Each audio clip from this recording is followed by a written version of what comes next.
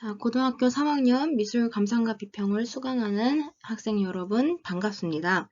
이번 시간에는 여러분들이 저번 시간에 그리스 미술에 배운 거에 이어서 로마 미술에 대해서 배워볼까 합니다. 자, 그렇다면 로마 미술은 어떠한 특징들이 있을까요? 그 특징들을 살펴보기 이전에 로마 사회와 문화가 어떻게 형성이 됐는지 간단하게만 살펴보고 넘어가 봅시다. 자, 우선 로마의 성립과 발전 부분에서 자, 로마는 크게 이 성립과 발전 시대에서 세 가지 시기로 나뉩니다. 우선 맨 첫 번째 공화정 시대, 기원전 6세기경에 원로원을 기점으로 하는 귀족 중심의 공화정 체제가 수립이 됩니다. 그리고 두 번째로 초기 제국시대에서는 이제 제국시대라는 말에서 유추하듯이 이제 황제를 중심으로 하는 정치가 있겠죠. 아우구스투스 황제를 중심으로 막강한 정치, 군사력을 과시하는 로마 제정 시작과 사회 번영기를 이룩하게 됩니다. 아우렐리우스 황제 말기부터 내부적인 혼란과 그 다음에 게르만족의 침입 등의 무질서한 사회가 형성이 되고요. 나중에 이제 마지막 시대인 후기 제국 시대에는 2세기 말에 사회 정치적 혼란기 이후에 3세기 말 디오클레티나누스 황제에 의해서 황제 중심의 관료제 확립과 로마 제국의 부활이 됩니다. 자, 여러분 여기에 있는 모든 것들은 다 외울 필요 없고 로마 사회가 어떤 사회였다 정도 간단하게만 짚고 넘어가면 되겠습니다. 이 후기 제국 시대에서 중요한 점은 이 황제 한 명만 알아두세요. 콘스탄티누스 황제가 즉위한 이후로 그리스도교, 즉 기독교를 공인하면서 사상적 통일을 꾀함. 그래서 로마 후기에서 이제 기독교를 공인한 다음에 그 다음 시대가 바로 넘어가는 게 중세 시대입니다. 자, 그래서 395년 로마의 동서분열이 이루어지며 동로마 제국은 1452년까지 지속되나 서로만 제국은 476년 게르만 민족에 의해서 멸망이 된다. 라는 부분만 간단하게만 짚고 넘어가면 되겠습니다. 외울 필요 없습니다. 자, 그러면은 여러분 로마 미술은 우리가 저번에 배웠던 그리스 미술과 어떻게 다를까? 로마만의 그런 특징도 있고 그리스 시기와 조금 비슷한 점도 있겠죠. 우리가 그리스 로마 신화도 합쳐서 부르는 것처럼. 그렇지만 로마는 로마만의 미술의 특징이 좀 특이한 것들이 몇 가지가 있습니다. 그 중에 하나가 공화정 시대의 맨 초기 시대의 미술 중 하나인 바로 폼페이 벽화입니다, 여러분. 폼페이 그 유적지 많이 들어봤죠? 거기 그 유적지에서 발견된 유물 맞고요. 그 폼페이 벽화에서 어떠한 특징들이, 양식들이 나타나는데 굉장히 흥미진진한 양식들이 있어서 같이 한번 살펴봅시다. 지금 강의록을 다 선생님이 매주 강의 영상과 함께 올리고 있는데 그거를 프린트해서 직접적으로 필기를 하면서 따라오면 훨씬 이해가 좋을 것 같습니다. 자, 일단 폼페이 벽화의 특징은 첫 번째로는 원근과 명암 등을 활용한 환영적 기법의 사실적인 벽화가 등장을 합니다. 그러니까 이게 무슨 소리냐? 원근법이 아직 체계적으로 정립은 되지 않았지만 그렇게 뭔가 멀고 가까운 거를 표현하려는 그런 시도가 있었다. 그리고 명암, 밝고 어두운 걸 표현하려고 했었고 그 다음에 그렇기 때문에 환영적이라는 것은 뭔가 속이는, 눈속임을 하는 그런 기법을 사용했다는 거겠죠. 그러면서 사실적인 벽화가 등장하기 시작합니다. 드디어. 그리고 자, 여기서 나오는 프레스코 기법이 주류를 이루며 모자이크와 나파 등이 활용됐다. 자, 우리 나파는 저번에 배웠었죠. 나파법 해서 밀납을 녹여서 칠하는 기법이었죠. 모자이크와는 여러분들이 알고 있을 그 방식이 맞습니다. 유리 조각을 녹여서 그래서 그거를 배치하는 방식이고 프레스코 기법은 아마 처음 들어보는 친구들이 많이 있을 거예요. 자, 이 프레스코 기법은 간단하게 설명을 하자면 자, 그냥 간단하게 알아두세요. 벽이 이렇게 있으면 여기에 회칠을 합니다. 회칠이라는 거는 콘크리트 같은 그런 회반죽을 바른다는 거예요. 그래서 회반죽이 마르기 전에 촉촉한 상태에 여기다가 이제 물감 안료들을 묻혀서 여기다가 칠합니다. 그렇게 칠하고 나면 이 회반죽이 결국에는 단단하게 마르겠죠. 그리고 이 물감들도 여기다가 이렇게 고착이 될 거고요. 그래서 회반죽이 마르기 전에 안료를 사용해서 이 벽에 집어넣는다 해서 그 프레스코, 자, 이탈리어로 프레스코가 신선하다라는 뜻이에요. 이 말에서 유래한 기법으로 신선한 상태에서 물감을 입혀서 굳혀서 결국에는 이 굳힌 프레스코화가 1000년, 뭐 만년까지 유지가 되는 굉장히 내구성이 좋은 기법 중 하나입니다. 그래서 이러한 프레스코 기법을 주로 사용해서 로마인들이 벽화를 남겼다라고 이해를 하시면 됩니다. 시기에 따라서 4양식, 4가지의 양식으로 구분된다라고 하는데 각각의 1, 2, 3, 4양식이 어떠한 특징을 갖고 있는지 지금부터 자세히 한번 살펴보도록 합시다. 자, 제1양식부터 살펴보도록 할까요? 자, 여기에 나와 있는 예시, 살루트의 집이라는 예시입니다. 일단 제1양식은 여러분 특징이 이렇습니다. 크게 큰 특징으로는 질감의 대조라고 합니다. 자, 여러분, 이 그림에서 뭐가 그림 같고 뭐가 벽 같나요? 자, 여러분들의 눈을 속이고 있습니다. 자, 요 부분, 진짜 뭔가 튀어나온 벽 같죠? 아닙니다. 그림입니다. 그래서 자, 일부러 그림을 그려서 대리석 벽 같은 이렇게 튀어나온 듯한 묘사를 일부러 로마인들이 이렇게 만든 거예요.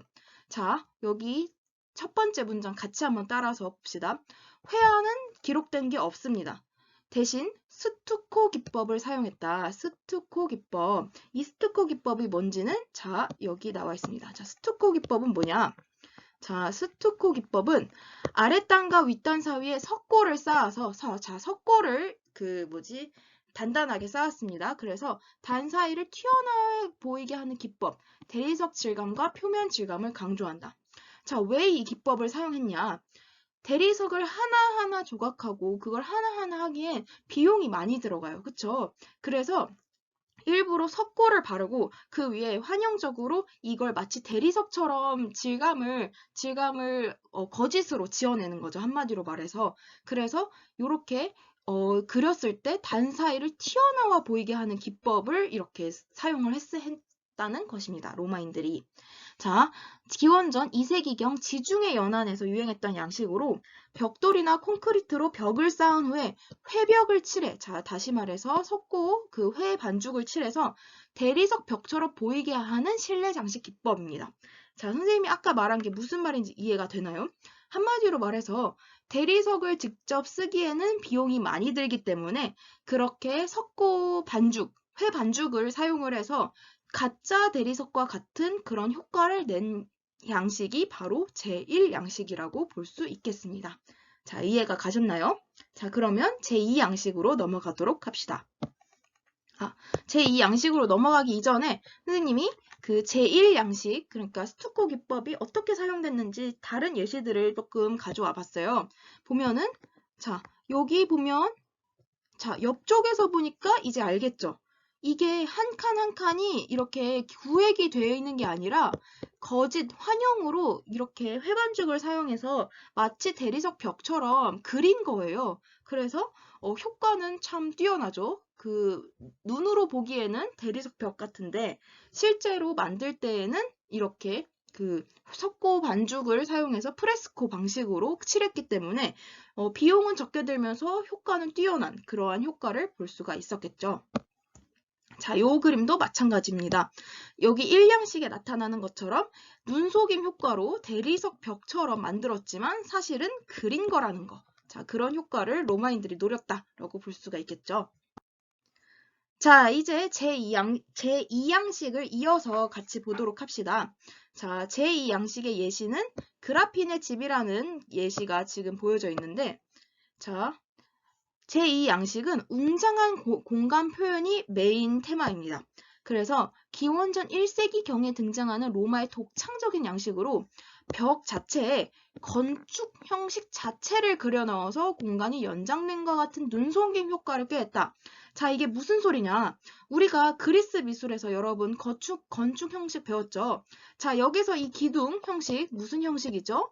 자, 우리가 저번 주에 배웠으니까 단번에 맞췄겠죠? 자, 여러분, 이오니아 양식이죠? 이렇게 양 끝이 소용돌이로 이렇게 저어져 있는 이오니아 건축 양식인데 그 건축 양식을 여기 벽화에 그대로 도입을 했어요. 그래서 내가 비록 여기에 이오니아 양식의 건축물을 직접 지은 건 아니지만 회화로 그려서 마치 이런 건축물들이 진짜 있는 듯한 그런 눈속임 효과를 꾀했다라고 해서 건축 형식을 자체를 그려 넣었다라는 특징이 있습니다.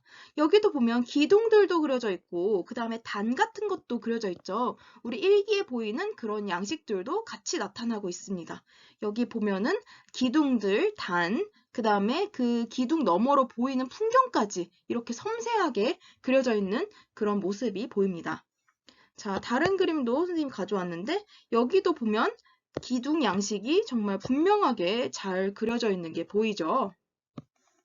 자, 또 다른 이 양식의 한 부분입니다. 보면은 자, 얼마나 섬세하게 그 다음에 그 진짜 눈속임 효과를 보여내려고 했는지 그 의도가 보이죠? 원근에 따라서 조금 더 가까이 있는 거는 더 길게 그린 것 같고 더 멀리 있는 건 더 짧게 걸린 것 같고 그 다음에 이런 건축 형식의 단 같은 것도 일일이 그려놓고 거기에 있는 인물들까지 그려져 있는 게 눈에 띄입니다. 이게 바로 이 양식, 웅장한 공간 자체를 표현했다. 건축 형식을 표현했다. 요게 키워드입니다. 자, 그래서 이 건축 형식을 어떻게 그려냈냐 또 조금 더 자세한 설명을 있자면 벽면 전체에 발코니나 기둥 이런 거 우리 아까 봤었죠? 건축 요소를 프레스코 기법으로 입체감 있게 표현하는 것으로 스토커 기법을 사용하지 않고 원근법과 음영법 등 회화 기법만을 사용해서 길이감, 양감을 묘사했다. 그래서 1양식의 스토커 기법은 따로 사용하지 않고 건축 요소를 표현을 해서 원근법과 음영법 등의 그런 회화 기법을 사용해서 그런 착시적인 효과를 나타냈다라고 정리하면 될 것 같습니다. 자, 그러면 이제 3양식으로 넘어가 볼까요? 자, 제 3양식은 자, 대표적인 게 이런 이미지들입니다. 자, 제 3양식을 보면 회화적 이미지 장식이라고 써져 있죠. 자, 이 3양식은 참 재미있어요, 여러분. 자, 일단 이게 키워드입니다. 자, 벽을 일종의 그림틀로 활용해서 장식 벽화를 제작했다. 자, 벽의 평면과 한정성을 강조하고 논리적이고 합리적인 공간보다는 미묘하고 복잡한 세부를 즐기며 섬세한 색과 우아한 형태를 바탕으로 한 장식성을 추구를 했다. 그래서 일단 요거 키워드 잘 알아두세요. 벽을 일종의 그림틀, 액자 틀처럼 사용해서 그 안에 그림을 그려 넣었다. 요게 키워드입니다. 그래서 보면 이 양식과 마찬가지로 건축적인 요소를 그려놓은 건 맞아요. 그렇지만 제3양식은 이 양식과 뭐가 차별점이 있냐? 이 안에 여기 이 벽 안에 그림을 또 그려 넣었어요. 그래서 이 벽이 하나의 그냥 건축 요소뿐만이 아니라 장식적인 효과까지도 챙겨갈 수 있는 그런 효과가 있다는 것을 우리가 볼 수가 있습니다. 여기 보면 특히 양쪽의 벽에 요 그림들을 보면 그게 더 눈에 띄죠. 진짜 하나의 액자 틀을 구획을 해서 거기 안에 또 다른 그림이 있는 것처럼 그런 식으로 장식 벽화를 제작을 했다라고 정리를 해두면 되겠습니다. 이러한 또 다른 작품에는 이런 것들이 있겠죠. 여기 조그만한 구획한 여기 틀 안에다가 그림을 그려놓은 요게 바로 그림틀을 사용한 제3양식의 특징입니다. 자, 그렇다면은 제4양식은 어떻게 다를까요? 자, 제4양식은 조금 복잡합니다, 여러분. 3양식과 헷갈릴 수 있어요. 그렇지만 조금 더 분석을 해서 들어가 보자면 제4양식은 연극적인 무대를 연출합니다. 제2양식과 3양식이 복합적으로 활용이 돼요. 그래서 짬뽕이 됐다라고 생각을 하면 됩니다. 건축 형식뿐만 아니라 회화적인 장식 또한 다 여기에 다 쏟아 부었다. 그래서 4양식은 2양식과 3양식이 둘 다 나타나는 형식이다. 그래서 그림 틀처럼 그려서 그 안에 그림을 같이 또 그렸고 건축 형식도 다 같이 그렸다. 근데 또 다른 특징이 자 극장의 무대 장식과 유사하게 열려진 창문의 풍경, 밖의 풍경이나 장막을 이용한 또 다른 실내 풍경을 묘사를 했다. 자, 이런 식으로 정리를 해두면 될 것 같습니다. 이런 그림들이 또 다른 그림이겠죠. 여기를 확대한 그림이겠죠. 건축 형식뿐만이 아니라 이 안에 회화적인 장식까지 하고 뭔가 창문의 역할을 하는 것처럼 밖에 있는 풍경도 같이 묘사를 한 그런 양식이 바로 제4양식이라고 정리를 해두면 되겠습니다. 자, 그래서 이제 조금 헷갈릴 수도 있어서 선생님이 외국 사이트에서 이 자료를 가져와 봤어요. 폼페이 벽화의 제1양식부터 4양식까지 양식을 한눈에 그림으로 정리를 해볼까요? 자, 일단 1양식은 어떤 특징이 있었죠, 여러분? 맞아요. 스티커 기법을 사용해서 대리석, 가짜 대리석과 같은 효과를 냈다. 그게 바로 1양식이었고요. 2양식은 어떤 게 있었죠? 요 그림으로 정리하면 되겠죠. 건축적인 요소들, 이런 기둥이나 이런 단 같은 걸 그려서 그러한 그 건축적으로 확장된 효과를 나타낸 게 2양식이었죠. 그리고 3양식은 우리가 그림틀을 활용했다. 그림틀, 이게 주 포인트예요. 그래서 이렇게 건축 형식뿐만이 아니라 이 안에 그림을 넣었다. 이렇게 차별성이 있다. 그 다음에 4양식은 뭐라고 그랬죠? 2양식과 3양식의 짬뽕이다. 그래서 건축 형식뿐만이 아니라 그림틀까지 같이 활용해서 제일 복잡한 형식이 4양식이다. 라고 정리를 간단하게 해두시면 되겠습니다. 자, 그렇다면은 이제 공화정 시대, 제 첫 번째 시대인 새시대 미술에서 벽화뿐만이 아니라 조각은 도대체 어떤 특징이 있을까? 조각도 굉장히 재밌는 특징이 있어요. 그리스 조각과는 상반되는 특징이 나타나니까 주의해서 한번 들어보도록 합시다. 자, 공화정 시대의 로마 조각은 특징이 이렇습니다. 공화정 시대 이후 제국시대까지 정치가, 군부 지도자, 귀족들을 중심으로 조상의 초상 조각 제작이 발달했다. 그래서 정말 흥미진진한 게 이상적 묘사에서 벗어났다. 우리 그리스 시대에서는 가장 신의 완벽한 모습을 묘사하기 위해서 완벽한 비례와 완벽한 구도, 그 다음에 포즈까지 그렇게 정해서 묘사를 했었죠. 조각을 만들 때. 그런데 거기에서 벗어나서 정말 그 사람을 있는 그대로 묘사하는 극사실적 묘사 방식을 추구를 해서 대리석으로 조각을 제작을 했습니다. 자, 지금 뜨는 사진들이 로마 귀족의 머리인데, 자, 그리스 조각과는 정말 확연한 차이가 나죠, 여러분. 자, 로마 귀족의 머리 한 올 한 올 살린 것뿐만이 아니라 우리가 어떻게 보면은 추하다, 뭔가 못생겼다라고 할 수 있는 부분까지 전부 다 묘사를 했어요. 보면 여기 찌글찌글한 주름들도 다 묘사를 하고 움푹 패인 그런 뺨, 그 다음에 축 늘어진 그런 입술 자국 이런 것까지 목주름까지 지금 표현된 게 보이나요? 이런 것처럼 정말 극사실적으로 조각이 제작이 됐다. 공화정 시대에서는 요게 바로 그리스 조각과의 차이점이라고 우리가 볼 수 있겠습니다. 자, 그 다음에 이제 두 번째 시기로 넘어가도록 하겠습니다. 우리가 초기 공화정 시대에서는 조각이 아까는 굉장히 사실적인 그런 군부자, 지도자, 시민 이런 귀족들의 조각이었죠. 근데 이제 제국시대로 넘어옵니다. 그래서 제국시대에는 아까 우리 총정리했을 때 뭐라 그랬죠? 황제의 국가였어요. 황제의 나라였고 그때 로마는. 그래서 그리스 조각의 그런 이상적인 미를 다시 한번 가져오게 돼요. 왜냐? 너무 사실적으로 제작을 하면 황제인가 못생겨 보이면 안 되잖아요. 권위적이고 뭔가 신 같고 그러한 위엄이 좀 있어야 되니까 그리스 조각에서의 이상성을 다시 가져오게 됩니다. 그래서 자, 여기가 중요한 키워드입니다. 초기에 세밀한 사실주의 특징에 그리스 조각의 이상적인 포즈와 형태를 다시 적용을 하기 시작합니다. 그래서 로마 시민들이 하여금 로마의 황제를 신격화할 수 있도록, 우러러볼 수 있도록 영웅적 신격화를 추구를 하게 됩니다. 그래서 현실성을 반영한 사실적인 재현과 인물의 성격 등의 개성도 같이 표현을 했고요. 그 다음에 이 시기의 특징적인 조각 중 하나는 기마상 영역의 개척.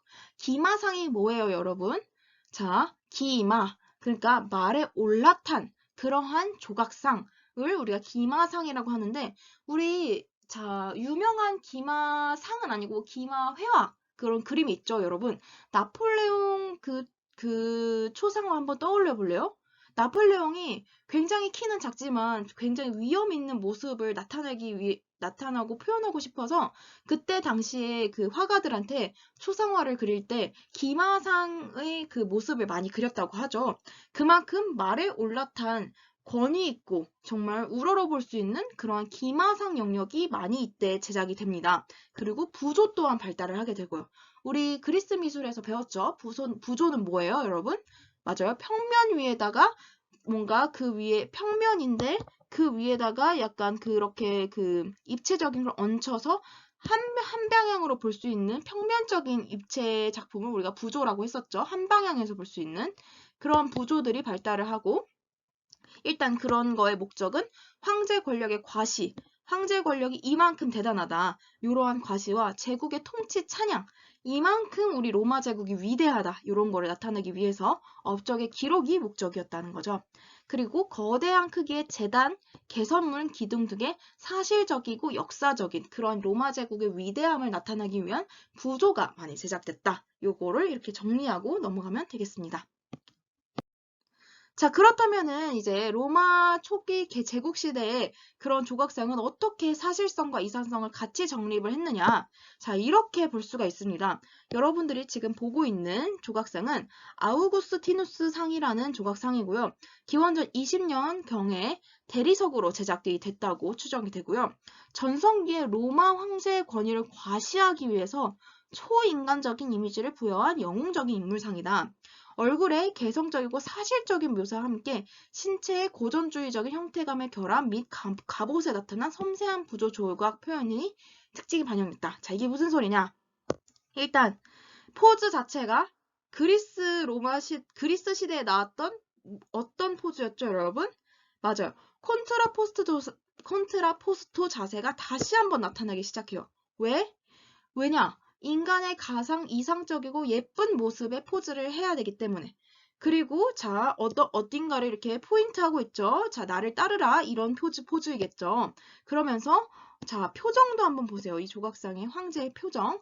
정말 근엄하고 뭔가 이 사람을 따르지 않으면 안 될 것 같은 그러한 묘사가 다시 등장하기 시작합니다. 이상적인. 그러면서도 나름의 사실성은 추구하는.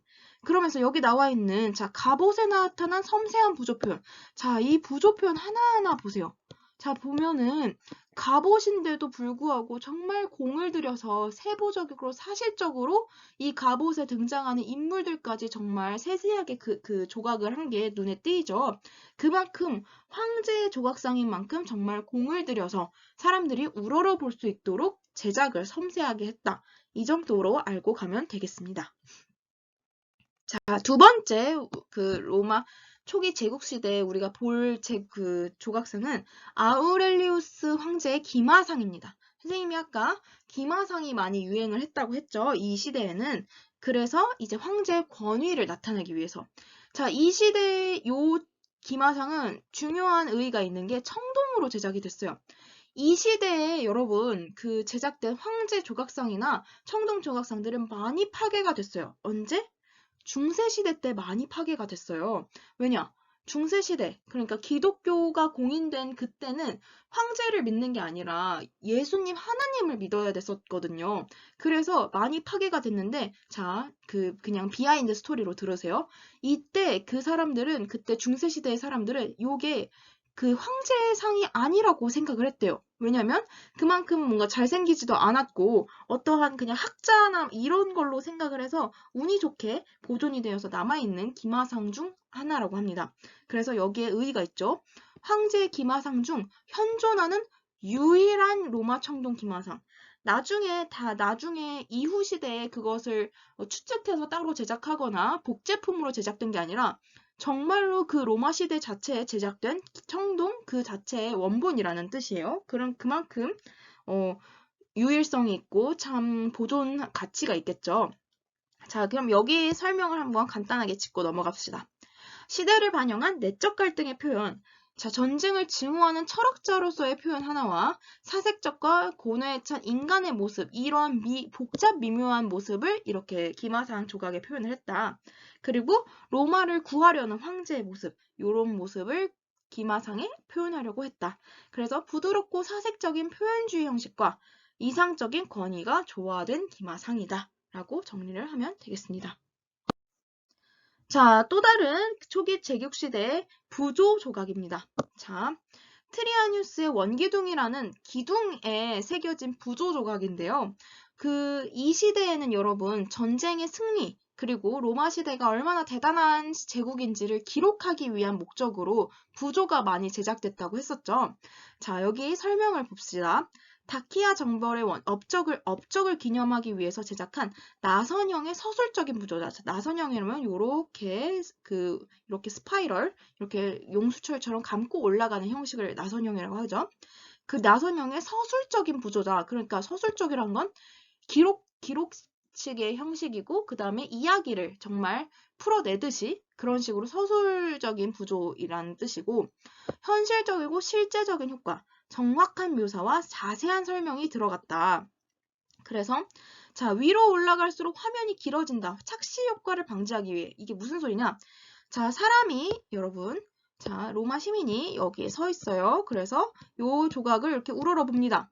우러러 보는데 자, 맨 끝에 거는 잘 안 보이겠죠? 그렇기 때문에 자, 맨 끝에 거는 거의 안 보이죠. 그런데 이제 착시 혼란을 방지하기 위해서 위로 층수가 올라갈수록 요 화면, 요 한 칸 한 칸, 한 칸 한 칸의 요 화면들의 비율이 길어진다는 뜻이에요. 그러니까 자, 1층에서는 요만큼의 길이었다면 이제 10층에서는 요만큼의 길이가 길게 제작되어서 착시 효과를 방지했다라는 그런 뜻입니다.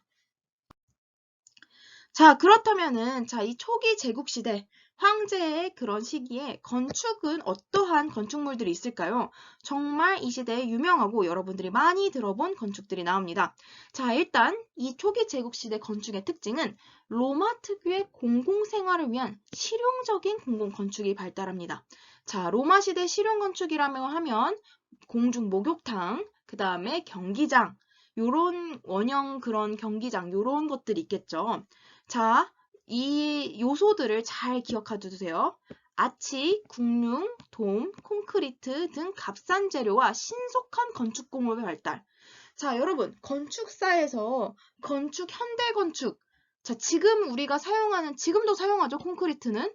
이러한 현대 건축의 재료들이나 기법들은 로마 시대에 거의 다 완성이 됐다고 봐요. 왜냐? 이때 정말 건축술이 많이 발달을 해서 거대한 건축물들도 많이 제작이 됐고 또 빠른 시간 내에 제작이 됩니다. 그래서 우리가 2020년을 사는 지금 현대도 공사가 뚝딱뚝딱 돼서 완성될 수 있는 그런 기법이 이 시대에 많이 제작이 되고 발전을 했다는 뜻이에요. 자, 어떤 게 있는지 일단 같이 봅시다. 일단 보기 전에 선생님이 간단한 용어 설명부터 할게요. 자, 아치는 여러분 많이 들어봤죠? 요렇게 아치가 이렇게 끝부분이 이렇게 둥그란 거를 우리가 아치라고 합니다. 건축 부분에서. 그리고 국융은 처음 들어볼 거예요. 국융은 이 아치형 터널이 길게 이어진 거라고 보면 돼요. 그래서 아치들이 여러 개 이어져서 요렇게 하나의 터널이 된 거, 요런 거를 국융이라고 합니다. 구조예요. 건축 요소들이에요. 그리고 돔은 여러분 잘 알죠? 그 돔 경기장 할 때에도 그 돔처럼 이렇게 그 건축물이 있으면은 위에 천장이 둥근 형태로 마감이 된 거를 우리가 돔이라고 하죠. 그리고 콘크리트는 여러분들이 잘 알다시피 회반죽에 모래 이런 것들을 섞어서 단단한 그런 말랐을 때 굉장히 단단하고 내구성이 강한 그런 건축 재료가 콘크리트이죠.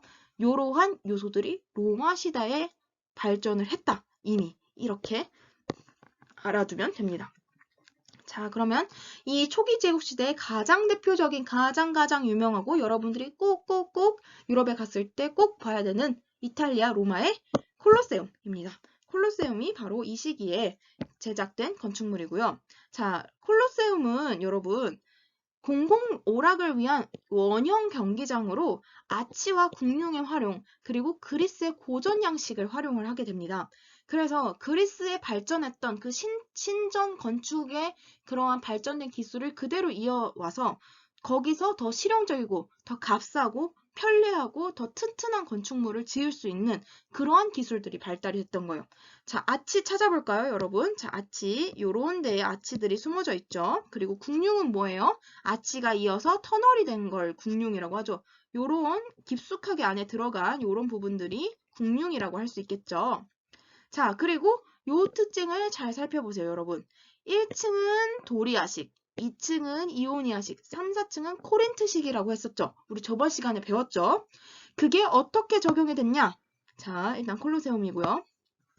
요걸 보세요. 자, 선생님이 조금 더 가까이 찍은 콜로세움을 낮에 찍은 사진을 갖고 왔는데, 자, 하나하나 뜯어볼까요? 자, 여기 도리아식, 이 기둥 양식 보이나요? 평평한 주두를 사용한 가장 대표적이고 가장 단순한 형식이었죠. 도리아식 여기 보이고요. 그 다음에 2층으로 올라가 봅시다. 자, 이오니아식 보이죠, 여러분? 양쪽의 끝에 이렇게 소용돌이 모양, 요게 이 기둥이 사용된 게 보이고, 자, 맨 끝에 코린트식 어떻게 사용됐는지 여기 보이죠? 뒤집어진 종 모양의 형태였고, 화려한 잎사귀 형태의 그런 모습이 제일 화려한 그런 양식이 차례로 사용된 게 보이시나요? 자, 그만큼 로마 시대의 건축 이런 양식들은 그리스 시대의 양식을 일부 이어받으면서 자기네들의 양식을 새롭게 건축하고 발전시켰다라고 이해하면 되겠습니다. 자, 그 다음 두 번째 유명한 건축 양식 중 하나예요. 아마 처음 들어본 친구들도 있을 텐데 이것 또한 로마에 가면 꼭 봐야 되는 또 다른 그러한 신전 중 하나예요. 판테온 신전이라고 해서 판테온이라고 불리는 그런 건축물인데요. 자, 정면은 기단부의 열주와 삼각 팀파늄을 얻은 그리스 신전 형식이며, 자, 이게 무슨 소리냐? 정면은 기단, 자, 기단부에 여기 바닥 기단에 열주 이렇게 기둥을 세웠다. 그 열주 위에 삼각 팀파늄, 요거를 팀파늄이라고 합니다. 자, 이걸 얹은 그리스의 신전 형식이며 내부는 완전한 구의 단일 공간으로 설계된 원형 신전이다. 자, 이게 뭐냐? 요 그리스 앞에 신전인 모습과 상반되게 요 뒤에는 돔 형식이에요. 이렇게 동그란 돔 형식인데 그래서 돔 지붕과 궁융형 청정, 채광을 위한 계구부 설치. 이게 무슨 소리냐? 이 안에 요렇게 요 판테온 내부를 안에 들어가면요. 이 안에 동그란 돔이 설치되어 있고 요렇게 동그랗게 햇빛이 들어올 수 있는 구멍이 이렇게 뽕 뚫려 있어요. 그래서 이 안에는 아무것도 막혀져 있지 않아요. 그래서 햇빛이 바로 이렇게 수직으로 들어오는 그런 계구부, 채광을 위한 계구부 앞에 입구가 설치가 되어 있다라고 하는 게 그 모습이 보입니다. 굉장히 신비롭고 선생님도 여기에 직접 가봤는데요. 진짜 말로는 다 표현할 수 없고 진짜로 꼭 한번 가서 로마의 건축이 얼마나 대단했는지 그 다음에 진짜 신기합니다. 그래서 여기 안에 들어가면요. 여러분 햇빛이 이렇게 동그랗게 들어온 게 이 바닥에 동그랗게 깔려요. 그래서 얼마나 신기한지 몰라요. 그래서 꼭 한번 오늘 이번 시간에 배운 거를 응용해서 가서 활용할 수 있도록 해보세요. 자, 또 다른 선생님이 가져온 사진. 판테온의 내부 사진입니다. 그래서 내부는 이렇게 아까 이 위에 이렇게 채광 구멍이 뚫려 있겠죠. 그래서 안에 아무런 조명을 켜지 않고 뭐 여기 이런 데는 조명 켰겠죠. 이렇게 햇빛으로만 밝혔을 때 이렇게 판테온 내부가 이렇게 생겼다는 그런 그림입니다. 자, 그 다음에 후기 제국 시대로 넘어가 봅시다. 후기 제국 시대, 자, 이제 거의 다 왔습니다, 여러분. 후기 제국 시대, 이제 로마가 망해가기 시작합니다. 이 시대 때는 여러분, 조각이 굉장히 초현실적인 조각이 발달하고 이 시기에서만 제작될 수 있는 그런 조각이 발달하기 시작합니다. 바로 뭐냐? 자, 기독교 공인 이후, 자, 콘스탄티누스가 기독교를 공식적으로 공인을 했다 그랬죠. 변화된 시대상을 반영해서 절대자로서의 황제를 표현했다. 그러니까 자 여기 선생님이 지금 가져온 사진처럼 사람이 보통 서 있을 때는 요 정도 크기인데 그때 발견한 지금은 산산조각이 나서 무너진 그 조각의 일부분인데요. 이게 바로 콘스탄티누스 황제상의 일부예요. 그래서 사람의 이 황제상의 머리와 목 하나가 거의 사람 크기보다도 조금 더 큰 그 정도의 거대한 초상 조각이 발달을 합니다. 여러분, 이 조각은 이렇게 두상으로만 남아있는 게 아니라 온전한 이렇게 뭐 포즈를 취하고 있는 이러한 전신상이에요. 자, 이따가 지금 아예 바로 보여줄게요. 자, 그때 발견된 또 다른 조각들을 보세요. 자, 손 크기만 요만합니다. 그러니까 결국에는 발견된 유물들이 조각조각 나서 그런 거지 이걸 이으면 굉장히 거대한 크기의 초상 조각이 탄생을 했겠죠. 그거를 상상을 해보세요. 자, 그래서 손 크기만 요만하다. 그래서 발견된 유적들을 다 모아봤을 땐 자, 머리, 손, 발, 그 다음에 이렇게 팔의 일부분 하니까 얼마나 거대했을지 상상이 되나요? 자, 그래서 이 특징을 지금 중요하게 한번 같이 살펴봅시다. 자, 콘스탄티누스 황제상 4세기 초에 대리석으로 제작이 됐고요. 초현실적이고 초월적인 인물로 과장되고 왜곡된 형식의 거대 초상을 제작이 됐다. 그만큼 자, 여러분 초기 제국 시대도 굉장히 우러러 볼 수 있었어요. 기마상도 제작됐고 그만큼 화려하고 세련된 형식의 조각상들이 제작이 됐으니까. 근데 이 후기 제국 시대는 크기로서 일단 압도를 하는 거예요. 그래서 엄청나게 초현실적이고 거대한 크기의 그런 초상을 제작을 함으로써 말 그대로 숭배 대상으로서 황제 권위와 위상을 표현을 한 거예요. 기독교를 공인을 하긴 했지만, 인정을 하긴 했지만, 이때까지도 숭배해야 할 대상은 황제였던 것이기 때문이에요. 그래서 기독교 너네 인정은 해줄게. 그렇지만 너희들이 지금 숭배하고 가장 존경해야 된 마땅한 인물은 바로 나, 콘스탄티누스 황제야 라는 그런 뜻을 이 조각상에서 우리가 제대로 볼 수가 있겠죠. 그렇게 이해하고 넘어가면 되겠습니다. 자, 그리고 후기 제국시대 건축에서의 가장 정말 중요한 구조. 자, 요 바실리카 양식, 이거는 구조를 꼭꼭꼭 알아두시기 바랍니다. 자, 이 바실리카 양식이라는 건요, 여러분, 처음 들어보기도 하고 굉장히 생소한 단어일 것 같아요. 자, 차근차근 선생님과 함께 한번 봅시다. 자, 고대 로마 공화정 시대에 재판소, 집회장, 관공서 등의 공공의 목적으로 사용된 대규모 건물이었어요. 원래 바실리카라는 그러한 뜻 자체가, 그 용어 자체가 원래는 그렇게 공공의 목적으로 사용된 건물이었는데 장방형의 회당, 그러니까 장방형이라는 거는 이렇게 직사각형의 회당, 모이는 장소라는 뜻이죠. 근데 이게 나중에 가서 이제 중세시대로 이어지면서 그리고 현대도 마찬가지예요. 이렇게 오면서 교회 건물의 특징으로 사용이 됩니다. 콘스탄티누스 대제가 기독교를 승인한 312년 이후에 기독교 의식을 공적으로 행할 수 있는 교회 건물로 사용이 돼요. 그래서 여러분 이때 완성된 이 바실리카 양식이 우리가 지금 가는 교회, 지금 세계 어디에 있는 교회에서도 똑같은 형식으로 제작이 됩니다. 가장 기본적인 교회 구조의 특징이 바로 바실리카 양식이라는 걸로 우리가 알아두면 돼요. 자, 그러면 도대체 바실리카 양식은 어떤 양식이냐? 자, 왼쪽과 오른쪽의 그림을 같이 참고하면서 보세요. 자, 일단 첫 번째 교회로 사람들이 이렇게 들어옵니다. 이렇게 들어와요. 자, 이렇게 들어옵니다. 그러면은 자, 일단 네이브 요 가운데 공간부터 같이 봐주세요. 네이브 요 부분은 여러분 가운데 있는 넓은 동랑이에요. 그래서 자, 교회 가본 친구들, 성당 가본 친구들을 상상해 보세요. 교회나 성당에 들어갔을 때 가장 넓은 가운데 공간, 이 부분이 바로 네이브라는 공간입니다. 자, 그리고 두 번째 공간 같이 차근차근 설명할게요. 자, 그러면 교회나 성당에는 특히 잘 상상을 해보세요. 이 부분에 네이브 양옆으로 기둥이 이렇게 줄지어서 서 있는 모습. 자, 떠올려 보세요. 기둥이 이렇게 세워져 있고 그 기둥 사이의 공간, 이 복도 공간을 우리가 아일, 측랑이라고 말합니다. 아일이라고 해요. 아일. 자, 여기 아일이 있습니다. 네이브 중앙에 교회에 들어와서 네이브가 있고 양쪽에 아일이 있다. 긴 복도 공간. 이렇게 정리를 하면 되고요. 그 다음에 여기도 조금 나와 있는데 교회나 성당은 크게 십자가 형태로 구획이 되죠. 그래서 이렇게 들어왔을 때 가장 앞에 있는 여기 공간, 여기 양 끝에 날개 입자를 써서 잉랑이라고 하는 요 트랜셉트, 요 부분이 바로 트랜셉트입니다. 그래서 동랑이나 동랑, 네이브, 측랑 여기 끝에 제단이나 설교단이 놓여 있는 잉랑 이 부분이 트랜셉트입니다. 그다음에 마지막으로 요거까지만 알아두면 돼요. 자, 앱스 여기 이렇게 교회에 들어갔을 때 끝부분, 성당이나 교회 끝부분에 이렇게 반구형으로 동그랗게 나와 있는 요 감실, 여기가 바로 기도하는 부분이죠. 기도하는 요 부분이 바로 앱스라는 부분입니다.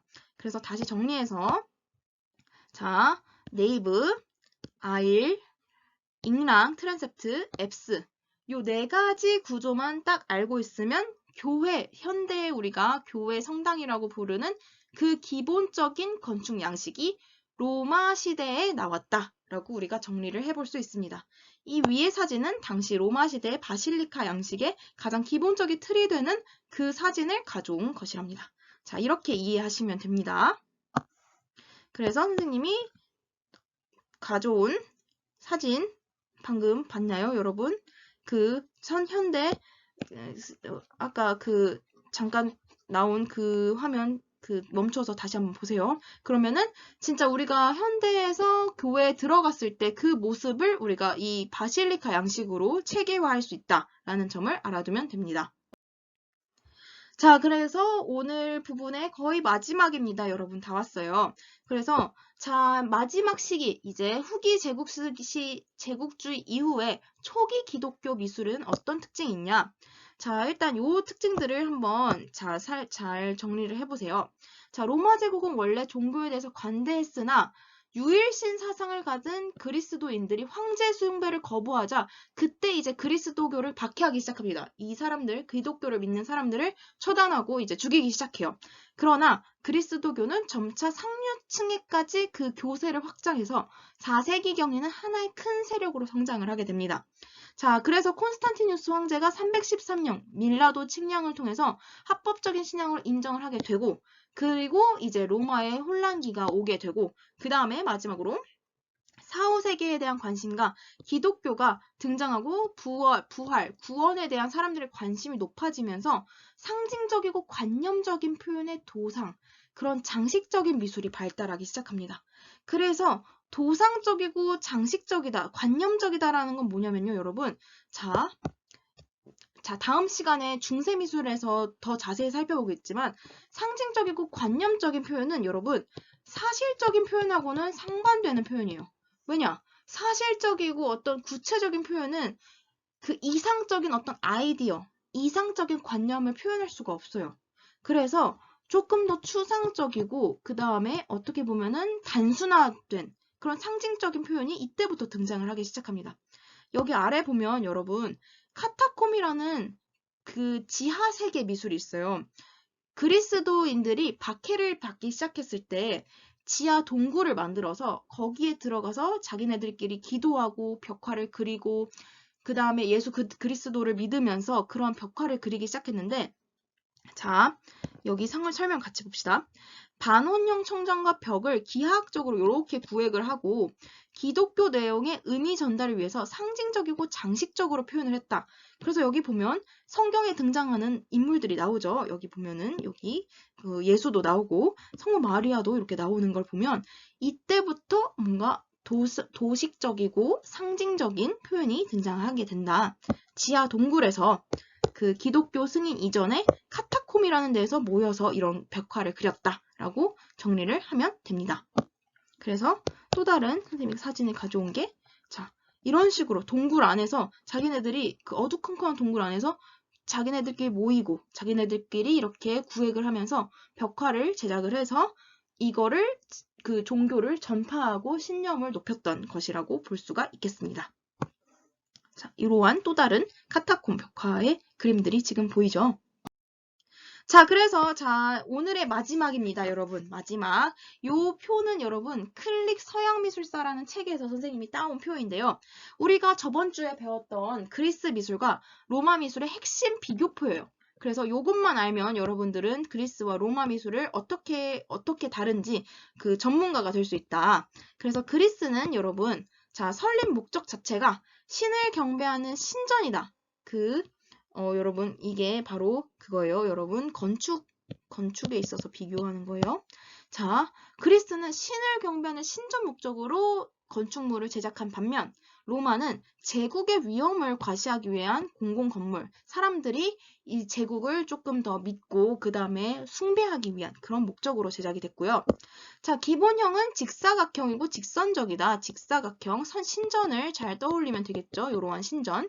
자, 대신 로마는 원형이다. 타원형이다. 복합적이고 곡선적이다. 콜로세움을 생각하면 되겠죠. 콜로세움. 그 다음에 판테온도 요런 느낌이었지만 뒤에 돔이 있어서 곡선적이었죠. 자, 그리고 벽면 자재. 재료는 뭘 썼냐? 돌을 잘라서 만든 벽돌을 사용하고 대리석을 사용했다. 근데 로마는 장식 문양과 콘크리트라는 새로운 재료를 썼다. 자, 지지구조는 어떻게 되어 있냐? 기둥과 상인방 구조, 이게 무슨 소리냐? 기둥라는 거는, 자, 기둥의 머리 위에다 상인방은 이렇게 가로로 된 그런 건축 구조를 말하는 거예요. 그래서 기둥 위에 가로로 된 이러한 기본 구조를 가졌다라고 해서 지지구조가 이렇게 되어 있는 반면에 로마는 건축 구조 선생님이 설명했었죠. 아치, 궁융, 자 이어진 터널, 그 다음에 돔 이런 것으로 조금 더 곡선적인 구조가 있다. 그 다음에 주두 양식, 기둥의 머리 부분은 도리아, 이오니아 양식이 주로 사용된 반면 로마는 화려한 코린트 양식이 많이 사용됐다. 그리고 실내 규모는 어땠냐? 자, 신전이지만 작고 비좁은 공간이었다. 비교적. 대신 로마는 콜로세움이나 판테온을 상상하면 되겠죠. 바실리카 양식도 마찬가지고 굉장히 넓은 공간이었다. 넓고. 반면에 규모는 요거는 규모가 아니라 여러분 비례라고 써주세요. 비례. 자, 비례는 규모와 비례 그냥 같이 써주세요. 인체 비례의 기초에서 이상적인 질서를 표현을 했다. 대신 로마는 거대한 비례를 채택하고 거대한 그런 웅장한 크기를 만들었다. 그리고 정신, 요거는 어떤 걸 중시를 했느냐? 그리스는 절제되고 이상적인 미를 중시한 반면에 자, 로마는 과시의 목적이 있었다. 화려함, 과시, 웅장하고 거대한 이런 것들이 키워드다. 자, 그래서 대표 건축이 그리스는 파르테논 신전, 로마는 콜로세움과 판테온. 자, 떠오르죠? 그리고 조각품들은 어떻게 표현했냐? 우러러보는 신을 이상적으로 표현한 반면 로마는 사실적으로 표현했다. 자, 로마 초기 생각나죠? 공화정 시대. 그 다음에 귀족 및 관리를 이상화해서 표현했다. 요거는 초기 제국시대, 후기 제국시대에 활용이 되겠죠. 자, 요렇게 표를 정리하면 되겠습니다. 자, 오늘도 여러분 강의 듣느라 수고 많으셨습니다. 자, 선생님이 저번 PPT에는 잘못 표시를 했는데 다음 주가 중세시대 미술이고 이번 주는 로마시대 미술에 대해서 우리가 정리를 해봤습니다. 자, 개강이 어떻게 될지는 모르겠지만 온라인이면 온라인, 오프라인이면 오프라인을 통해서 여러분 선생님과 함께 재밌게 미술사 시간 이어가도록 합시다. 자, 다음 시간에 보도록 하겠습니다.